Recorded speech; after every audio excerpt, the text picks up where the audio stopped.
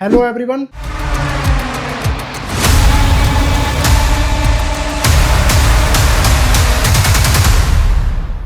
आपको क्या लगता है, आपने जो देखा वो वाकई में एक लेबर प्रोटेस्ट है? लोग सड़कों पे उतर चुके हैं कि सैलरी टाइम से नहीं दी जा रही, 2-3 महीने की पेमेंट पेंडिंग रहती है, ओवर टाइम का पैसा तक नहीं आता। और कॉन्ट्रैक्ट वर्कर्स का कहना ये है कि दोस्तों उन्हें जॉब से कभी भी निकाला जा सकता है। मैं 3 मिनट में आया हूँ, मेरा पैसा नहीं मिला, संडे में आया उसका पैसा नहीं मिला।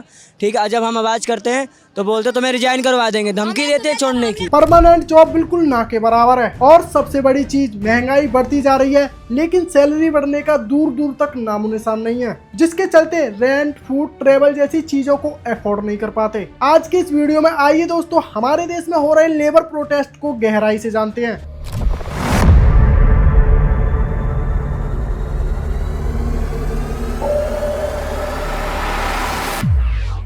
13 अप्रैल 2026 गाड़ियां जल रही हैं, लोग कंपनियों पर पत्थरबाजी कर रहे हैं और कंपनियों के अंदर बैठे एम्प्लॉय जान बचाने की कोशिश कर रहे थे। लेकिन सवाल वही है दोस्तों, ये सब हो ही क्यों रहा है? सबसे पहले देखते हैं माननीय नरेंद्र मोदी जी को, जिन्होंने आज से 8 साल पहले 1 मिलियन जॉब्स देने का दावा किया था। Our aim is to create jobs for more than a billion young hands. लेकिन वहीं हमारे देश के सबसे बड़े न्यूज चैनलों में से एक एबीपी न्यूज का कहना है कि नरेंद्र मोदी जी ने ऐसा कब कहा कि वो लोगों को रोजगार देंगे। बीजेपी चुनावी वायदे के तौर पर कहीं कभी देश को हर साल 2 करोड़ नौकरी देने का वायदा नहीं किया था। इसीलिए मोदी सरकार पर हर साल 2 करोड़ नौकरी न दे पाने का आरोप झूठा साबित हुआ है। अगर हम इंडिया टीवी की रिपोर्ट से देखें तो 2004 से 2014 तक 2.9 करोड़ जॉब्स की ग्रोथ हुई थी, लेकिन वहीं 2014 से 2024 तक ये आंकड़ा 64.33 करोड़ की ग्रोथ करता है। 1999 से सन 2000 तक 39.7 करोड़ एम्प्लॉइज, 2004 से 2005 तक 45.7 करोड़ एम्प्लॉइज, 2005 से 2014 तक 47 करोड़ एम्प्लॉइज, लेकिन वहीं 2014 से 2024 तक 64.3 करोड़ एम्प्लॉइज।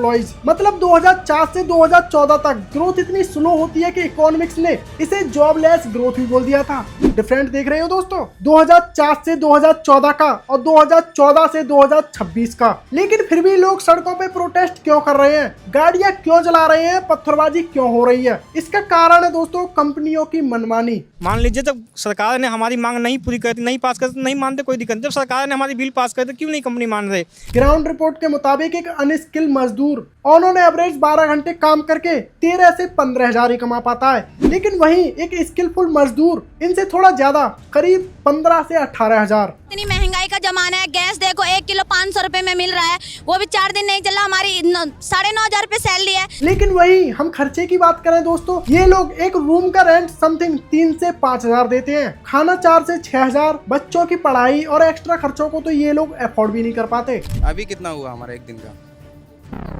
353 रुपये। क्या करें बताओ, कहाँ जाए? घर पे बच्चे हैं, बच्चों की पढ़ाई हो रही है, कहाँ से उठेगा? 9,000 में क्या होगा? सोचिए, अगर किसी के साथ कोई प्रॉब्लम हो जाती है तो ये लोग कैसे अफोर्ड कर पाएंगे उस चीज को? यहाँ तक इन लोगों का कहना है कि इनसे 12 से 14 घंटे काम लिया जाता है, लेकिन फिर भी इन्हें ओवर टाइम का पैसा भी नहीं दिया जाता। कोई रिटन कॉन्ट्रैक्ट नहीं है, कोई प्रोटेक्शन नहीं है, हमें जॉब से कभी भी निकाल सकते हैं। और सबसे बड़ी बात, परमानेंट जॉब बिल्कुल ना के बराबर है। चलो अब बात करते हैं इनकी डिमांड्स की। ये लोग चाहते क्या है? एक अनस्किल एम्प्लॉय की सैलरी 18 से 20 हजार होनी चाहिए, ओवर टाइम का पैसा प्रॉपर आता रहे और वीकली ऑफ। तो कोई दिक्कत नहीं। हमारा सैलरी बढ़ा लो। हमसे सरकार से यही मांग है कि हमारा जितना सैलरी बन रहा है 18,000 से 20,000 हमको होना चाहिए। इतनी महंगाई में काम नहीं चल रहा है, बच्चों को पढ़ाना, ये दवा दरमद, ये काम नहीं हो रहा है। इसीलिए हमको सिर्फ सरकार से यही निवेदन है कि हमको सैलरी, हमारा हक चाहिए, और बाकी हम लड़ाई धरना कुछ नहीं करना चाहते हैं। मतलब इन लोगों की ये लग्जरी डिमांड्स नहीं है, बेसिक रेस्पेक्ट और सर्वाइवल चाहते हैं। सच यही है दोस्तों, प्रॉब्लम रियल है। और रही बात पॉलिटिक्स की, तो वो तो हर प्रोटेस्ट में घुसी जाती है।